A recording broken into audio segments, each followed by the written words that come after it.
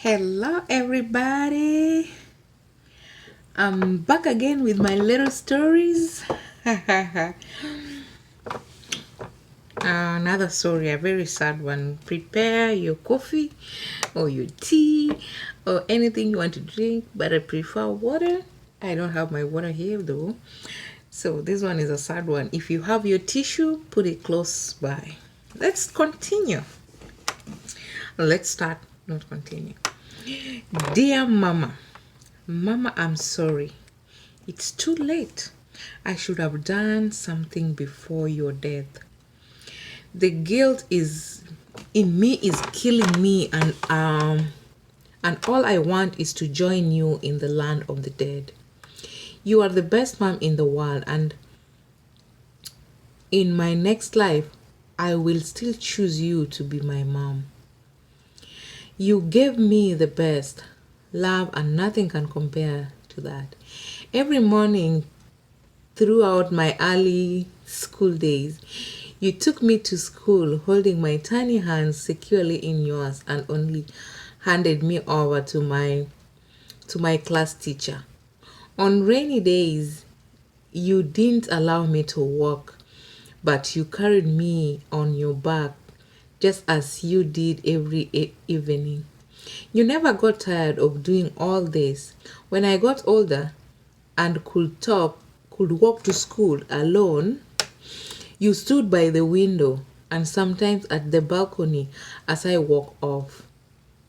From afar, I could see your assuring smile, and you sent me kisses tagged with a good day wave on the air. You showed me a sign of love on your chest, drawn well with your hands. All this after you hugged me goodbye. Mama, your love walked with me to school and returned me every single day. I love you so much, even beyond life. Every single night you put me in bed and told me bedtime stories after helping me out with assignments and fed me. I slept peacefully while you remained awake to wait for Daddy to return home. You just didn't sit there, but you embarked on cleaning the house to pass time.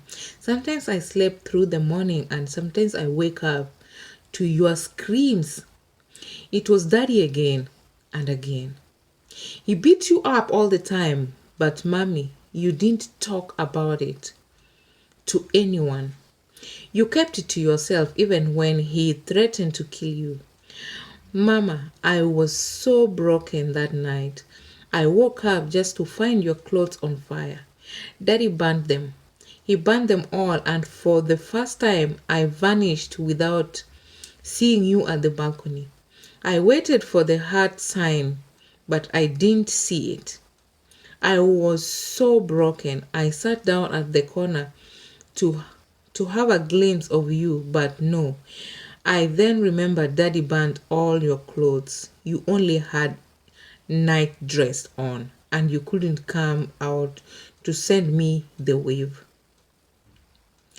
Oh, I also remember your body was so aching because of the previous night beating. Mama, I arrived late at school and the teacher called you because I was in a state of shock and couldn't talk or concentrate. You covered you covered for me by telling the teacher you woke up late, and she believed it. She believed you. I returned in the evening, asked you why, and you stated that if anyone knew that my daddy was beating you up, he would kill you, and you knew I love you so much. I wouldn't want you to die. As I grew up and dad wasn't changing, I often took off every night. He beat you up. I went to find solace at Brian's house.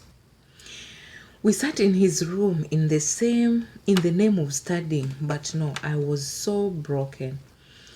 We could not study. Brian was my best friend, and I felt safe at their house. As the situation goes worse, I stayed more at Brian's, and we start getting much closer till we started getting involved in adult activity. Mama, I'm sorry I couldn't tell you all this. When my final exam came, I passed well because I had one goal to achieve, to change your life. When dad got me admitted in college, I knew it was going to be hard because you were alone and depression would take a toll on you. But I encouraged myself that it could be better once I finished my studies and got a good job. Mama, the worst part is that you prohibited me to tell anyone what was happening to you, and when I told Brian, I convinced him not to tell anyone. Today I regret why I never defied you on the same. Mama, when in college I got pregnant, I had to keep it a secret because that would have killed you. I I deferred my studies to go and have the baby first. I never returned home. I got a friend of mine in college called Christine who lived outside college. She agreed to accommodate me and I got temporary job for to sustain me.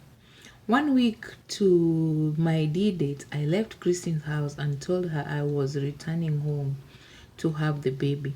I never returned home and went and found a cheap hotel room and stayed there for 3 days. The fourth day, I went into labor, or so I thought. I went to the hospital and my baby and left. I went to the hospital and got a baby and then left. I I convinced the hospital staff that I was all alone. I took my baby and boarded a bus to Mombasa. Mombasa is the coastal area. And again checked in a hotel room. I rested for 4 days to get some strength. All this while I never breastfed the baby. The fifth day I left for the beach, and as the ocean went for a walk at the ocean I went for a walk and walked deeper. I placed my baby in one of the small holes and at sea and moved back. Oh my God. The sea returned and carried away my baby. I killed your granddaughter because I couldn't talk. Mama, I couldn't tell you and I wouldn't tell Brian. Dad would have killed you. Mama, I carry this guilt with me. It is pain. It pains me that I'm alive, and yet I let the two of you go. I wish I spoke to you, Mama. My heart froze and I'll never be whole. Only death will save me. I'm coming home to you, Mama. It's sad. If only Dad was a good husband, we would be one happy family. I could not tell Brian of the pregnancy because I wasn't able to think of marriage as a good thing. Forgive me, Mama, but don't worry because I'm coming home to you.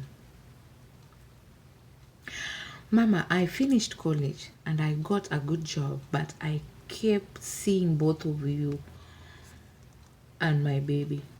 She cries of hunger, but I can't reach her. Mama, please find her and feed her. She's a very beautiful baby. She's a very good, beautiful baby. Your granddaughter. R.I.P. Mama. This is so sad. the lesson. What do you think? Subscribe and leave a comment.